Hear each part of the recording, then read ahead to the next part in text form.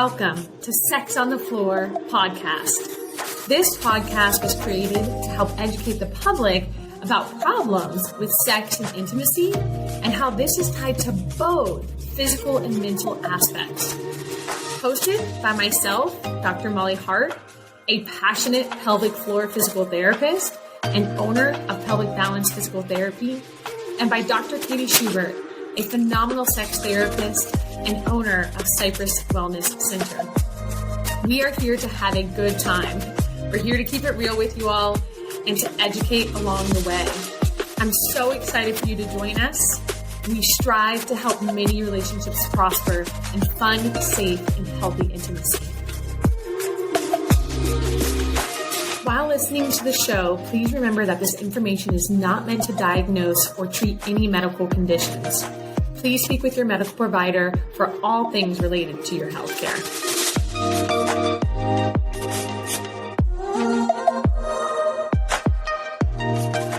Hello all, welcome back to Sex on the Floor podcast. We have a special treat for you today. Of course, we have our amazing Dr. Katie Schubert, but we also have a special guest today, Carly Cuco. I'm saying your name right, last name right, correct? It's pronounced Cusco, actually. Oh, gosh, Cusco. I should have asked before we started. So Carly moved here in the St. Pete area back in November of 2023. I recently met up with her and we had just the most amazing talk ever. Her personal experience is what made me really want to connect with her more and bring her on. I'll let her tell her own story, but as far as she's going to be able to be relatable to you as the listener who maybe is having sexual health problems. And then she's also a medical professional. So hearing it from both sides and her having experienced her own personal struggles is so enlightening because you don't meet many people who have both of those viewpoints and lenses. So anyways, Carly, thank you for being here today. And I'll let you kind of introduce yourself and talk about what your background is in the medical field, and we can take it from there. Yes, thank you so much. I'm so happy to be here. So just to clarify, I'm a licensed professional counselor, which is, I'm licensed in the state of Texas, and that kind of equivalent in Florida is the licensed mental health counselor. Because I know all of those things get super confusing, but I am licensed to treat folks in Texas and Florida. And so I do sex counseling and relationship counseling. And I do think that my personal experience has totally made my work the most I don't know. That's where the It's passion probably comes been from. the most valuable thing probably for my training that I've had, is the personal experience I've had as a client in sex therapy and, being on the other side. So it has been really an amazing journey. Yeah. So tell us what brought you to Florida, and also what's the name of your company? Because you're treating online. That's why she's able to do Florida and Texas. So what brought you to Florida? So the beach. We'll just short and sweet. That's why I'm here. Yeah. And my practice is Carly K Counseling. That's my handle on all my social. It's my website, carlykcounseling.com. And I take clients in Florida and Texas, and all of my work is virtual. Awesome. I see individual clients and couples relationships. Beautiful. Love it. And where are you treating from? Are you just treating out of your place that you're staying in right now? Yeah. So I have a little home office, and that's where the magic happens. Yeah. That's cute. I feel like that's what everyone's doing now. Is their home offices. I love it. That's pretty nice. I'll say I'm usually wearing sweatpants. So if you're my clients out there listening, yeah, you know what's going on. They're like, we're wearing sweatpants too. It's fine. Just trying to be relatable. So Carly, when we met, where do we meet? At Craft Cafe? It's the most delicious place ever. My favorite place to meet up in downtown St. Pete. But we were talking and Carly started telling me about how she was married and what was going on with that. So do you mind sharing what we talked about at our little date? Let's just dive right in it. Yeah. So I was married. I grew up in Oklahoma, And so I was in sex therapy and marriage counseling and all of that when I was married, which was when I was 22 to 25, and divorced in January of 2020, which was an very interesting year for everyone. So that was very traumatic.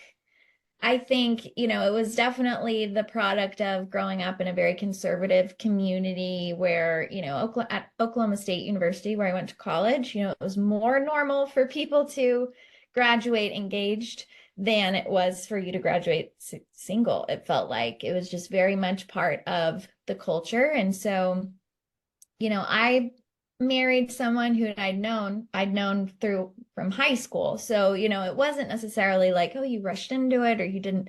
But mainly, I think just when you get married so young, there are just so many things that you haven't grown into yet. And I think we realized that in our marriage, and it was really, really hard, like it is for a lot of people, I think.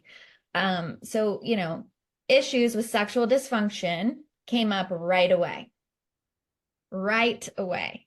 And, I ended up learning that that was mostly related to the conflict and the lack of emotional safety in that relationship than it was to my actual body and like a physical kind of etiology. And so what ended up happening was I treated it medically, put my body through all kinds of, honestly, what I look back on and feel as torture, to then get to the end of it, get divorced finally after years of therapy and physical and pelvic floor PT, and for those issues to disappear. Now, Yeah. I want to be very clear when I say that like, I don't know that that is a common experience. My sexual dysfunction was completely related to being in a toxic relationship. And so it's not that like that's the cure if you're experiencing it. There's so many different causes for sexual dysfunction. I just happen to be part of the group of people that are impacted by sexual dysfunction kind of purely from the psychological impact, and have that slip through the cracks completely in all of the work I was getting through sex therapy, through pelvic floor PT. And, nobody was pushing for that or looking at that. And so it ended Nobody up. related that. No one said, hey, your relationship dynamics are playing a factor in why you're having this pain with intercourse. No one said that. So this is the tricky thing is I think, looking back, some practitioners would mention, like, are you happy in your relationship? Are you? And as of now, as a professional, we know you have to walk a line of trusting what your clients are telling you, and also recognizing that they're paying you to see the blind spots that they might have. They're coming to you because for a reason, right? And so like I think I was also just kind of, when there's any type of emotional abuse in a relationship, there's usually some type of like power dynamic. Mm-hmm. And often, a victim of that dynamic will take a lot of the blame, and they've been kind of socialized or they've been treated enough to the point where they believe, it's all my fault or something. And so when they would ask, I took full responsibility and I'm like, no, this is like my thing. This is something I need to fix. And that nobody pushed back against that. And so I think, something that the way that I use that in my work now, when I ask people, I don't ask them, does your partner pressure you and make you feel guilty or guilt you into having sex? I will ask them, do you ever feel guilted or pressured? Just like that teeny tiny language shift can change so much, because people will really be protective over their partners, even the abusive ones. Yeah. And so important to kind of use language that isolates it to their personal experience so you can kind of peel back some of the layers. But it's very complex. And so it's understandable how things slip through the cracks, of course. It's just, Yeah. this is something that's very important that, doesn't get enough attention. Yeah, it was so interesting when you shared your story, because I personally think there is always a factor of the relationship dynamics when it comes to pain within our course. I have never worked with one person ever where I'm like, this is only a physical problem. Not once. There's just so many complexities to why we have pain, both emotional and physical. And pain is something that's really mainly generated by the central nervous system. So, like, yes, the peripheral nerves down by the vaginal tissues can be hypersensitive. Yes, there can be hypertonicity. All these things can be playing a factor from a physical standpoint. But what is happening in the central nervous system, the autonomic nervous system, that's generating a lot of the patterns that we're seeing in this over processing of the messages. There's just so much complexity. So if you don't look at the full picture of how the nervous system is being affected, you're never going to help. You cannot help somebody. Yeah. It's not one thing. That's the thing that's so funny about pain, is people think physical pain. I'll differentiate physical pain. People think physical pain is only a tissue injury, like a tissue issue. And I'm like, it's not. No, physical pain is still a nervous system issue. It is now, it always will be. That's what we know from the research. It has nothing to do with the tissues, which is like crazy. The tissues are a factor. I shouldn't say it has nothing to do. The tissues are a factor. They're one piece of the puzzle of how we are experiencing things in life as far as pain goes. So that's so sad to me that you went through all of that, and then you get a new partner or you leave that relationship and you're like, Yeah, I do. I think I really I've had to grieve what I went through that, just that process specifically of, like, I was dilating using a dilator. So I had vaginismus. And so I was using dilators like on a daily basis, essentially, like, which, and putting my body just through this torture. I mean, it's trauma. Yeah, it's torture. It feels like torture. Putting my body through so much. I ended up doing the Botox injections, which helped the physical tension, right? But it's just Your for pelvic it. floor PT did tell you you have hypertonic pelvic floor muscles. Did they tell you that your pelvic floor muscles are too tight? Yeah. Okay. So that was a factor in what was going on. You did the Botox, and then I'm sure they gave you like a protocol afterwards. You used dilators. Yeah. Yes, I was using the Pasic glass dilators, Oh. which was recommended to me by my, physician and all of my gynecologist. And so it was incredibly painful. It certainly doesn't encourage intimacy, I would say, when you're doing that on a daily basis. But I think back on that, and it makes me really sad that it could have been avoided with someone who was a little bit more attuned to the emotional issues that were going on. Yeah. And even just the process of what the therapy you went through. Like, I don't use dilators. The only time I use dilators is if somebody had radiation or chemotherapy and there truly is, and the vaginal canal is completely atrophied away. And the other times I use dilators is actually with my younger girls who have a non-perforated hymen, and their hymen is so thick.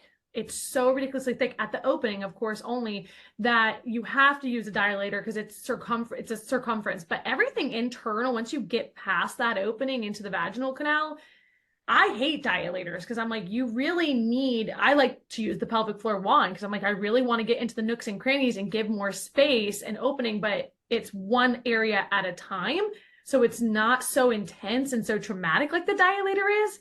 And you also then, the way I think about it is you're making each one of those areas can handle more pressure and more movement than the penis will ever create. So by the time we then go to have intercourse with the penis, it doesn't affect it in the same way.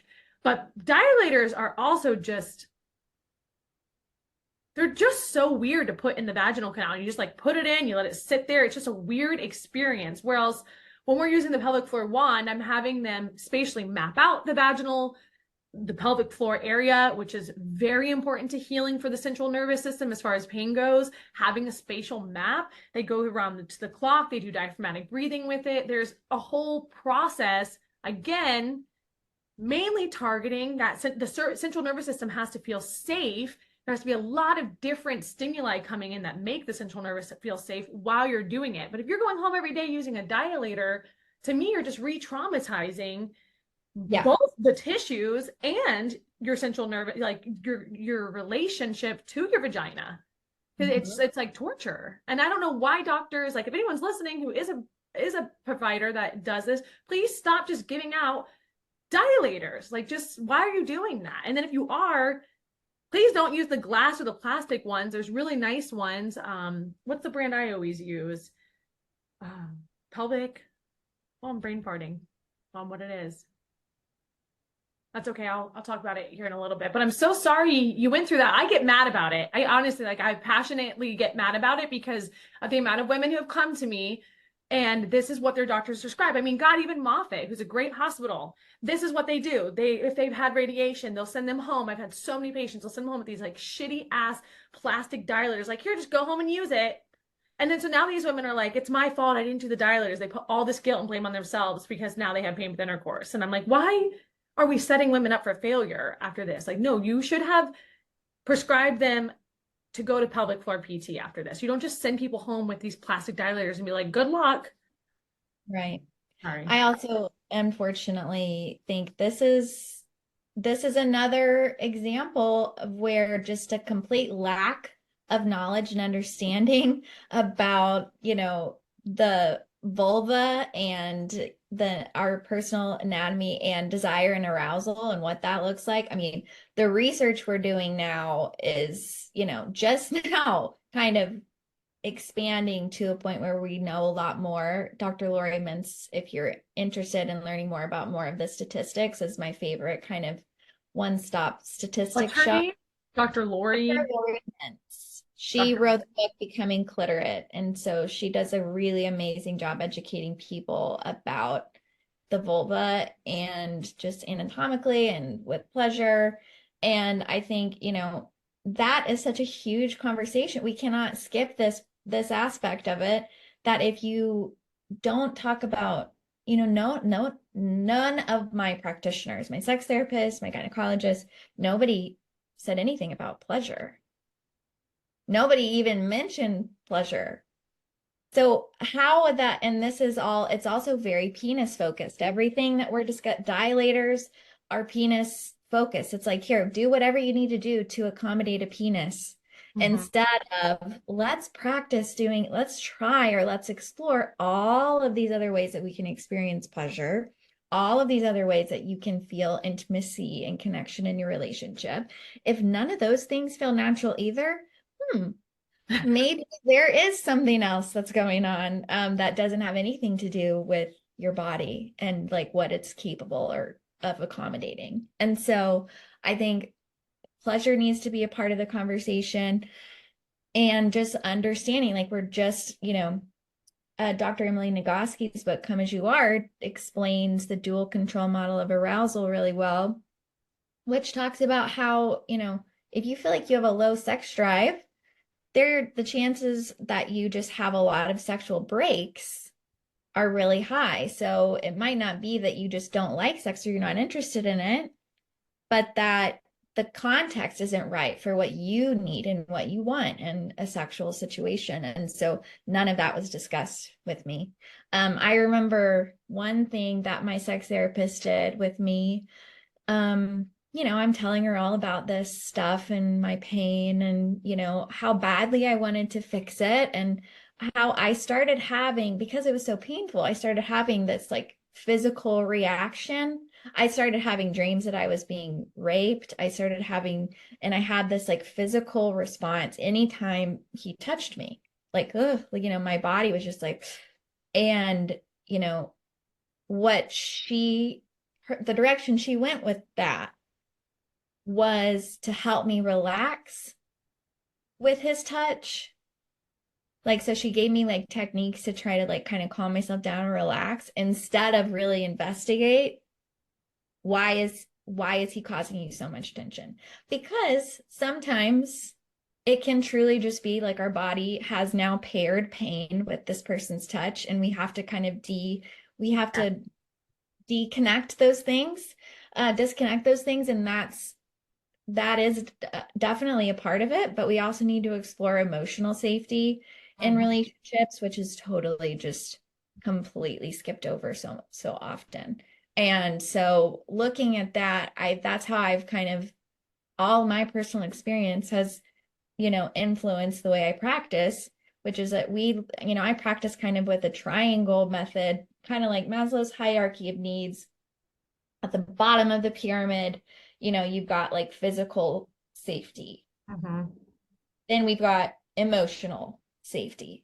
We have to make sure. So in my practice doing sex counseling, we've got to make sure we're physically safe and comfortable, then that we're emotionally safe and comfortable before we even start sex therapy. And so before we even start sex counseling. So basically, and then at the very tip of that pyramid, the very, very tip, all of these different pleasure, kinks, eroticism, desire, all fantasy, all this other lovely, exciting exploration. Sometimes people come to seek out sex therapy because they want to get to that thing.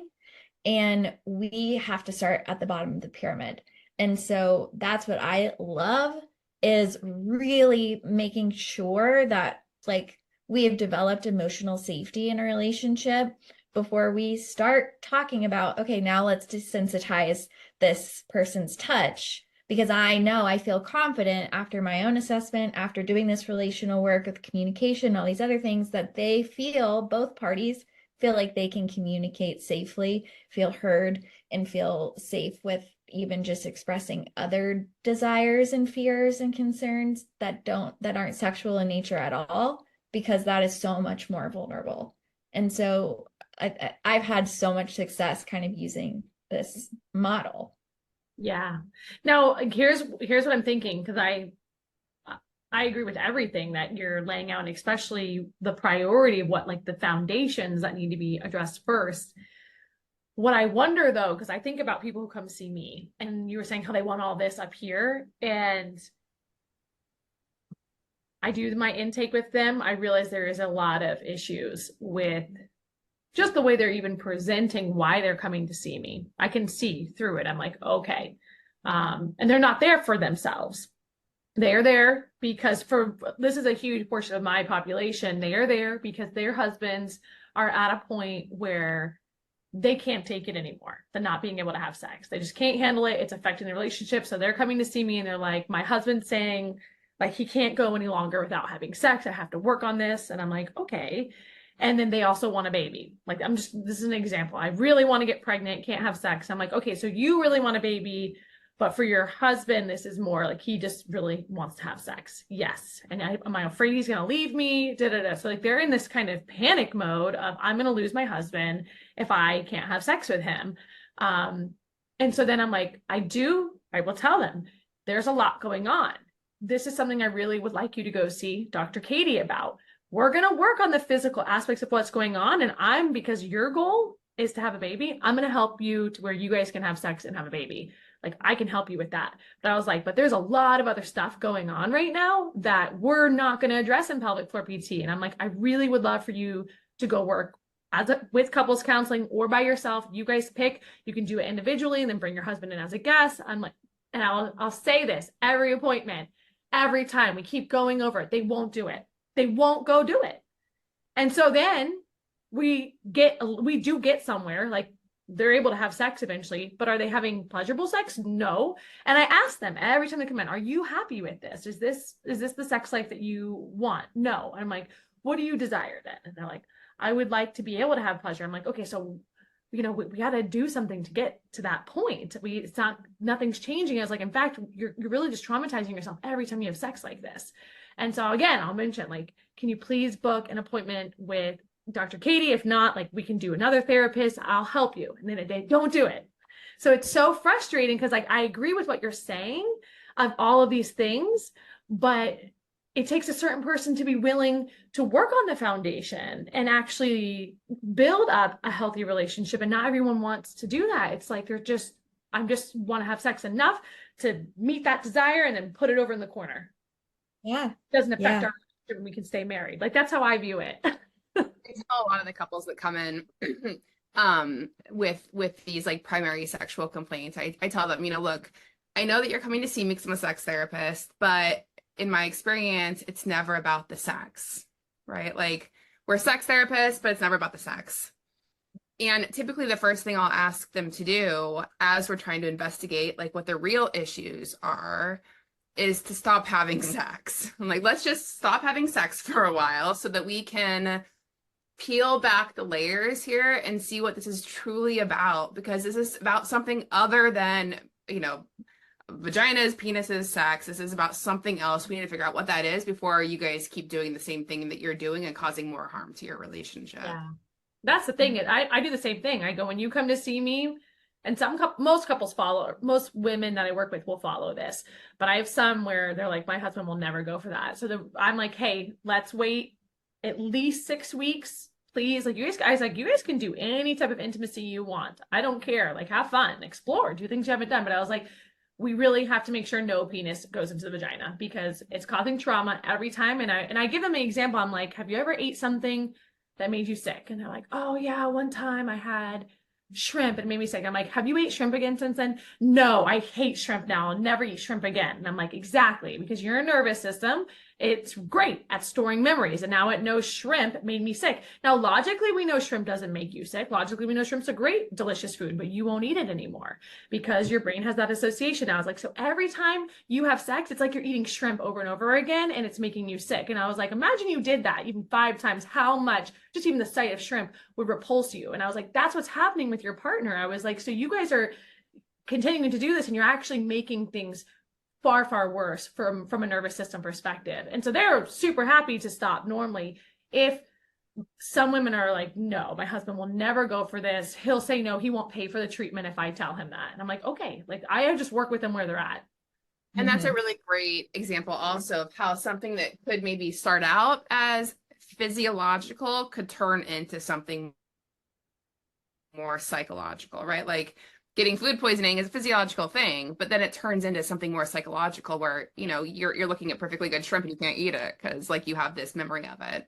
Yeah. And I think a lot of dyspareunia, vaginismus is like an older term now, but dyspareunia is more of an updated term. I think there's no way in the world that you can say it's just physical or it's just mental. It is always both. I think it can start physical, like a hypertonic pelvic floor, more sensitive, and it turns into a serious psychological issue, which why would it not? And I think it can also start with serious safety issues in a relationship, emotional safety, physical safety, and somebody who, and this I know happens because I have patients who've never had pain with sex and they get with a partner or after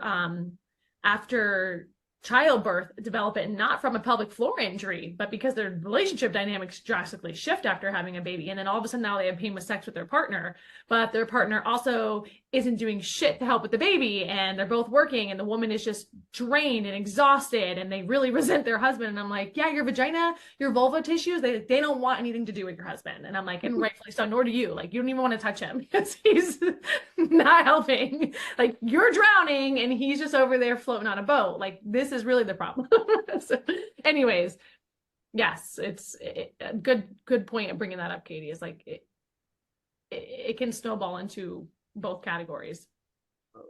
Yeah, and so that's what I hear what you're saying too about, you know, when my clients are coming to me with this very specific concern, we want to meet them where they're at. If they have a hard time understanding the connection between emotional safety and sexual pleasure, and they want to skip to this place, you know, there's only a certain amount of, you know, accommodating that desire I can do as an ethical professional. And so, I mean, everything I do is I want to try and explain this to the best of my ability and give you really, really specific goals. I think that this is, you know, the part where lots of people leave couples therapy really unhappy is they go and they sit in this room and they bring up these conflicts and they don't really know where they're going. Like they have no idea what's the goal, like what are we doing? I don't want to just go and talk about my problems in front of another person. How is this helping me? And so I see that all the time. People coming in and be like, we did this 5 years ago and it didn't work. And now this is our last ditch effort. Hopefully you can help us. And that's how I always just start. It's like, okay, this is kind of, I talk about my little model and talk about like, this is where we're going. This is what I want to see before we take the next step. And this is how, you know, I want you to be looking for those things and how you can tell. And this is how I can tell. So we both like, this is your therapy, but you know, I'm also need to take some ownership for how I am the professional in the room. And so we're just going to do this together. So you feel like you have ownership, but you also feel like you're being led. And Yeah. so we will take those steps. So I'm not going to jump straight to, if you're having sexual pain and you come to me and you want to just like get these techniques to calm your body down so that you can have sex, I'm not going to do that first. I'm Yeah. just not. Because that is, you know, exactly like you were explaining earlier. I don't want to make the problem worse. And that's exactly what that's going to do. So all I can do is explain, hey, this is what we're going to do. It's not going to last forever. I promise you, we will work our way over there, but we have to start here first. And I need you to trust me that this is like how we're actually going to get to the root of the problem and get you some sustainable effort or some sustainable change. I think I also explain it like when you're doing a remodel, Katie, you can probably speak to this yourself, but like doing a remodel, Messy at first. you mess it all up and it looks a little scary. You're kind of just like, oh my God, like what is going on? You don't get to jump from a vision to the final product. You don't. It's a process, and recognizing that, but also preparing people. If no one told you, hey, we're going to knock all this down and it's going to look crazy. No, if no one told you that and you just walk into your house one day and see it, you're going to run away scared. Like, what the heck just happened? Instead of like, this is exactly what's going to happen. Yeah. This is what we're going to do. And this is what it's going to look like at this stage. And this is what it's going to look like at this stage. So you're absolutely prepared. You know what you're getting into. And like, you feel like you also have some control in the situation and like, you know where you're going. I think that helps people so much. Have faith in the process is like, not just asking them to trust you blindly, but to show them like, this is the process. This is why it works. And this is where we're going. And like, that's helps so much. Yeah, Hey, absolutely. question for you. Can you hear the leaf blow in the background or no? No, thank No. God. Away. I love that you said that. When I first started treating, people would come to me and they just would want to book one appointment or here and there because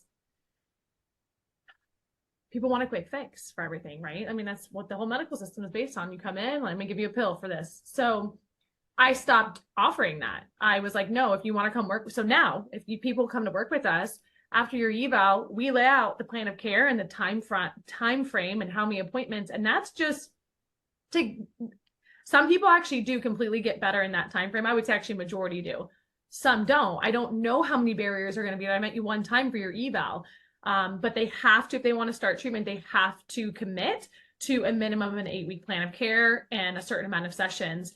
And some people, not often, but some people kind of resist that. Like, well, can I just do one point? I'm like, no, we don't do that because it's a waste of time. It's a total waste of time. And that's honestly just going to traumatize you. So you're going to come in and you're going to get pelvic floor work done.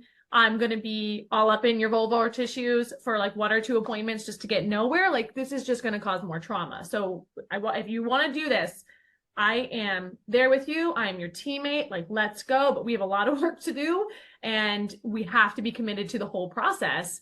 Otherwise, please just don't do it. Like don't. That's like, Katie, like, why are you talking about remodeling? You're not just going to tear up your kitchen and then let it sit there for 4 months, right? Oh yeah. I mean, the thing, it's very similar with therapy too, right? Like, we're both saying that there are underlying emotional and physical things going on when a couple's not having sex, or if the sex that they are having is painful or icky in some way. And a lot of couples want to come in like, oh, let's just come in like once every 3 weeks, once every month. But like in that beginning process where you're peeling back the layers to figure out what's truly happening, it takes more intensive therapy. Like you need to see a couple weekly for a while before you can make like an accurate assessment about what's actually happening in the relationship. And then once you do that, once you have like a firm understanding of like what's happening in the relationship, why sex isn't the way that they want it to be, then you can spread out the therapy. But Mhm. without that more like intensive therapy, it's really difficult for therapists to get a good handle on what's happening in the relationship. I agree. Absolutely. But I like that you said, Carly, that you're very upfront about that in the beginning and lay out. I think as long as I wish more providers did that. I wish more providers like, hey, we need the intensity in the beginning and it's going to be a process. And I say that to people. I'm like, please, I need you to trust me. I'm like, you came to me for a reason. Like I have over 100 5-star reviews for a reason. Like, look at my reviews, look at the testimonials. Like, I need you to please have faith in this and let's work together. Because if not, we know as a therapist, we're not helping them. And so it's hard for me at this point in my career where I just won't continue on because I don't know what to do then at that point. I'm not going to just charge somebody to come in just to get nowhere. I mean, I guess you could still make money that way, but are you helping anybody? No. And for me as a therapist, that's the most frustrating feeling in the entire world. Absolutely. I hate that the most, I would say, is being a therapist is knowing you're not going to be able to help somebody Mm-hmm. because they're just not at a point that they need to be at to do the commitment and understand like what the process that needs to occur, unfortunately. Yeah, and the thing that comes up for me, right, as you're saying that, are the amount of times I've had clients, often women, come to me by themselves and present this issue, and I tell them, this is a couple's issue. And they say, well, my partner isn't willing to, do Wow. that. And I say, okay, then this is what we can work on then.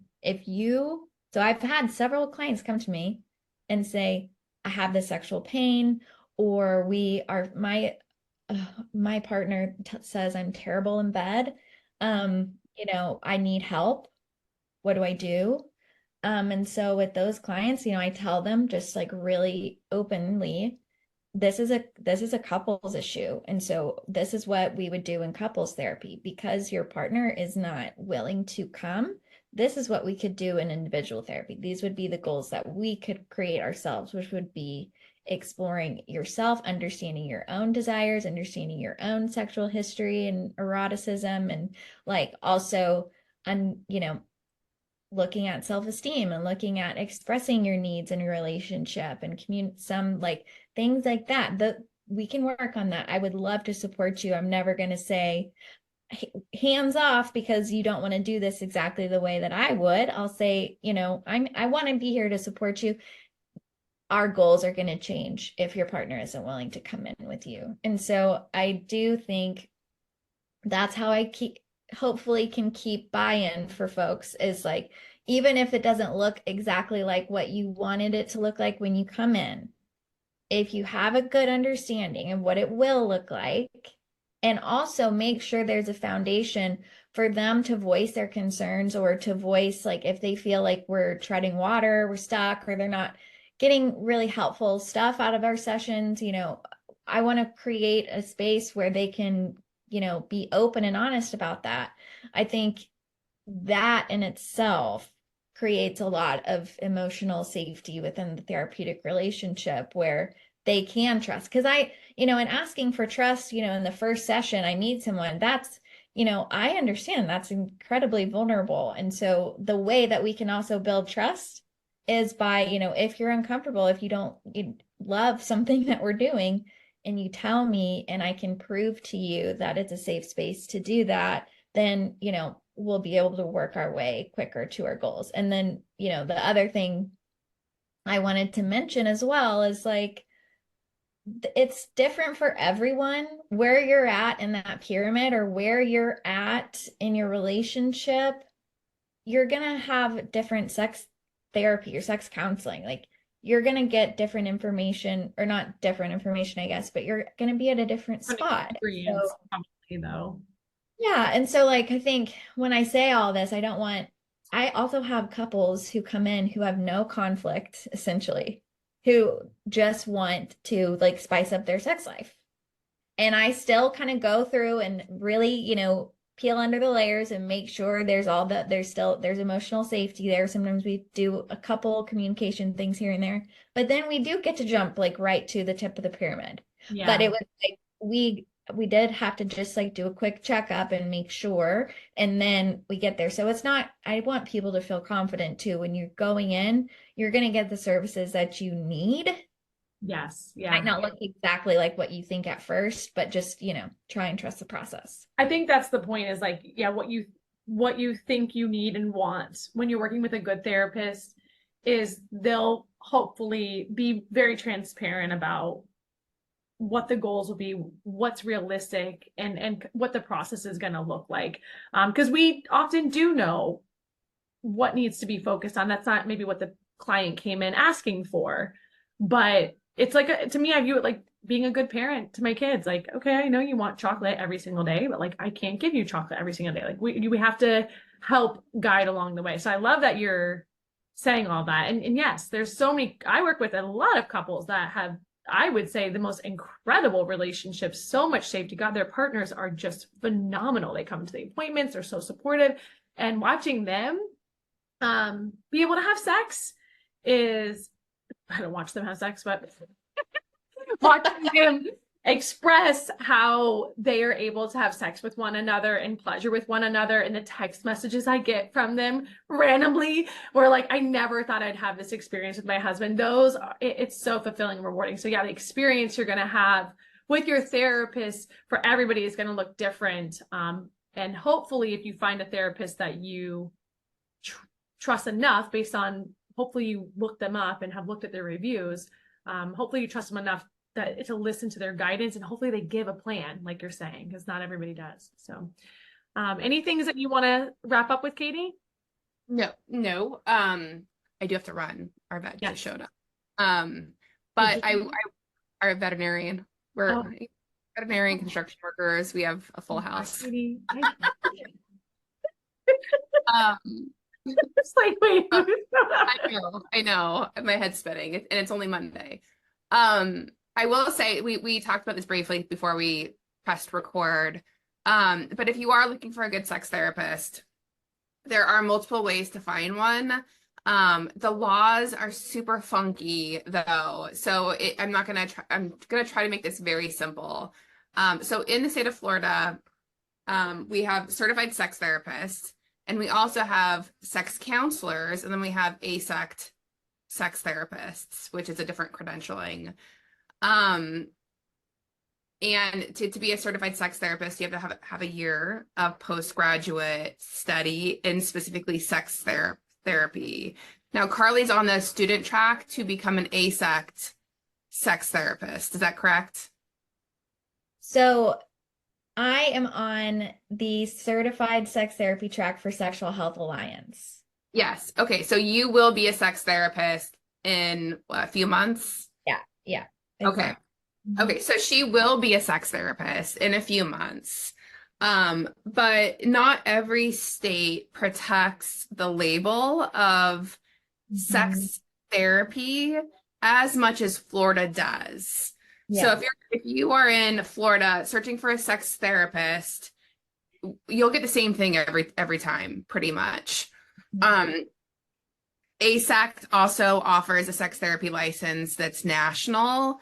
It requires a little bit more diligence early on in your schooling career to get it. But ASECT has a website, and you can search for sex counselors, sex educators, sex therapists, or you can go on Psych Today and search for sex therapists. Yeah. Is it, what'd you say? What'd you say? Psychology Today. Yeah. Psychology Today. That's what I use when I'm with patients and they've been resistant. I'm like, are you open to us doing a search and a message? And I like let them choose. I'm like, what filters do you want to put on here? Yeah. And then you send little messages, and I'm like, maybe just try to help. The great thing about Psychology Today is you can search based off of like whatever insurance you have. You can find sex therapists that take UHC, or sex therapists that take Aetna, or that are like local to your area if you want to see one in person. It's a really easy way to search for a therapist. It's awesome. And you can put whatever filters you want. You can typically see pictures of the therapist. They normally have a little summary of themselves. I have found that has been a way to help build the confidence and trust when I'm working with individuals who I'm like, gosh, therapy would help them so much. I have found if I bring that up in our sessions at the end, I'm like, are you willing? If they say yes, like maybe I shouldn't be doing that, but I do. I want individuals so badly to understand the need to go to therapy, but for whatever reason, there's sometimes just such a stigma behind therapy, especially sex therapy. So, but they're wonderful if you're dealing with any sexual dysfunction at all in your relationship. I don't care what even if you think it's just dyspareunia and you think it's just a physical issue, like please consider working with a sex therapist. Just do your research, find somebody you vibe with. You got two wonderful ones right here, just Florida and Texas. Well, thank you so much for being on. This was a wonderful episode. I hope the listeners enjoyed it. We are going to have Carly on again in future episodes. There's some other really awesome topics that she wants to discuss with our listeners. We wanted to just give you an introduction to her today and kind of her background story, but be prepared to listen to some more fun, spicy, juicy, fun information from her. So have a good rest of your day. Bye. Thank you.